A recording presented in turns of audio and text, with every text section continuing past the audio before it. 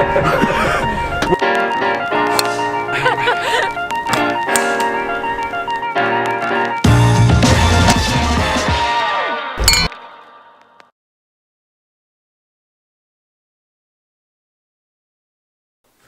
guys, welcome back. This week I've gone for a review. I got my hands on the 3 GAPR clubs by TaylorMade.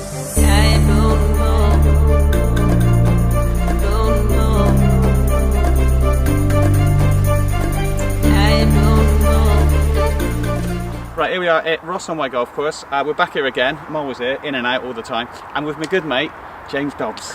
He's the man. He's turned professional now, what, a year or so ago? Yeah. A year, so he's in the first stage of his training and so on, which we'll talk to him about at some point, I'm not sure when. But we toured around as like low amateurs, not long ago. But we're here, we've just got the new, how long have you had these? About a week. About a week. So these are hot off the press. It is the GAPRs. Introducing GAPR, a revolution in long game performance. Available in 3 shapes, promoting 3 trajectories: low, mid, and high. We got the low and the high. They also do a medium, so one in the middle. But it's quite interesting because you can change the loft. There's loads of really good reviews about these. Go to Rick Shields or one of those guys. They do it a lot more in depth than what we're going to do. But we're going to kind of do a review of what it's really like, why you want to buy one. And the first thing is, I think you should decide firstly like why you want one, which sounds silly. I mean, they look pretty sexy, but they're well expensive, aren't they? They're kind of high end, you know. About $230 a club. $230 a club, so that's pretty serious. That's kind of into drivers and 3-woods, isn't it, almost? Yeah. So it's a big commitment.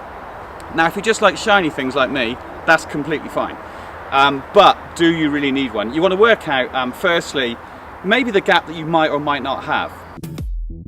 It's between your longest playable iron and your shortest metal wood. And now, it's time to fix it. Like this one, which we're going to hit in a minute, it's a much higher flight, isn't it? Yeah. It's kind of like, if you're like a digging out gouger and you want to sort of get it up in the air, you've got lots of water at your club and you're in some bad lies, this would be pretty good for it. When you think, what's the loft on it? It's like 22. Yeah. 22. It's got 4, so is that like a 4 iron? It's or equivalent 4? to a 4 iron, yeah. So it looks pretty, looks a bit shortish, but maybe that's just the head that's giving me that impression. Yeah. And this is like a 2 iron. Low. Goes low. Really for hitting off tees and stuff, I would imagine. Yeah, sort of like a driving iron, I suppose. Like a driving iron. So that's really, to be honest with you, if you're struggling hitting your 3-wood off the tee, and you think that this will do the trick, I'm not actually sure it will. I think it's going to be more difficult, harder to hit than a 3-wood. You know, there's a lot more meat behind a 3-wood. I know you're a bit further away from it, but this really is kind of a low handicappers club, wouldn't you say? Yeah. It's like a low ball flight. You know, if you want to hit it low, it's kind of the job. Whereas this one and maybe the mid one. I mean, why would you go for like the mid one in between these two?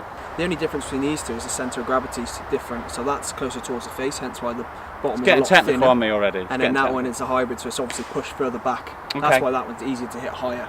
This one does go well high. High. Very high. I've got to say, I mean, seriously high. If you can't get this one off the ground, yeah, you want to relook at everything. It just takes straight off, doesn't it? Yeah. Which, I don't know. I'm not sure. It depends what you're looking for. It does depend what you're looking for. It is. I mean, it looks quite nice. It's a bit busy. There's loads of grooves and bits and stuff on the top, but I mean, it's quite nice. It just, for me, it does flick it up in the air quite.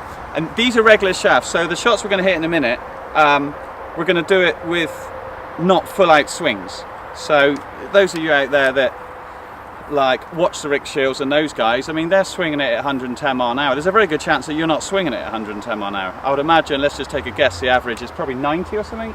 Yeah. 85, 90 yeah. say? So we're going to try and swing it at about that speed with these regular-ish shafts. And what we're also going to do is we're going to hit a few shots around the club face, like most normal people do. You know, not out the centre every time. Every club, I can tell you, is really good when you swing it perfectly and you hit it straight out the centre. They're excellent.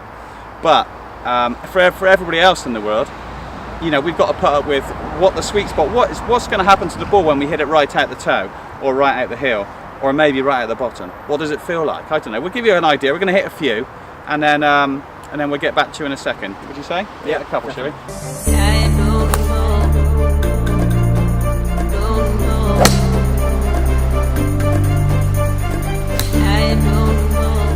Do we need this club? NMTL, and then we got DNAA. Okay, so need more than life, and then don't need at all. First category is the cool factor, very important.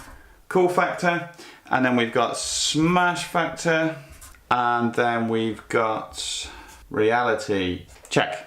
Right, so the cool factor, I'm thinking I'm going to draw a line to about here.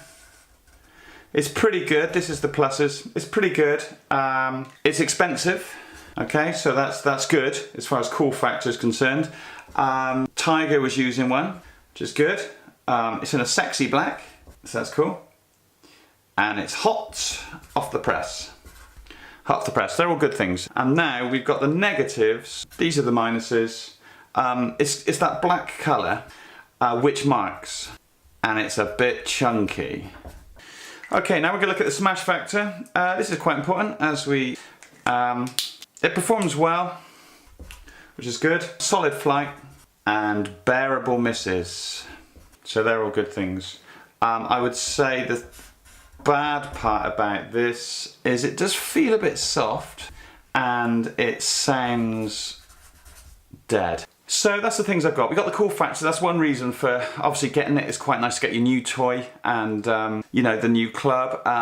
And so as far as the cool factor is concerned, it's quite expensive, which is quite cool. You know, the guys who like the Rolex watches and etc. I mean, there's other watches that do exactly the same job, much cheaper. But you know, the reality check. Now, this is the big question. The big question for you all, and that is, would a 5 wood or 3 wood be better? You know, I mean, these are the questions that you've got to ask. If you're an iron player and you use these things a lot and you want to get something, that's good. But, you know, basically, do you need it at all? Just like to thank Tim Hall and Ross-on-Wye Golf Club for letting me use their facilities and checking those clubs out. If you would like to try and get one of these golf clubs as a demo or purchase one, try your pros first, because those guys do need your support and they're always there for you, so give them a go first more than anything. You can get down to Tim Hall at Ross-on-Wye. They've got a GC quad and all the kit you ever need if you want to fully geek out and get fully fitted up. So give them a ring, the links will be down below, or your local pro. And I'll look forward to seeing you guys next week. So please subscribe if you're enjoying the content and give it a like. Any questions, bang them down below and I'll answer as soon as I can. And if you want any other clubs reviewed, maybe you want your club tested against one of the latest clubs, I can also give that a go. So give me some suggestions down below. I'll see you next week, guys. Cheers.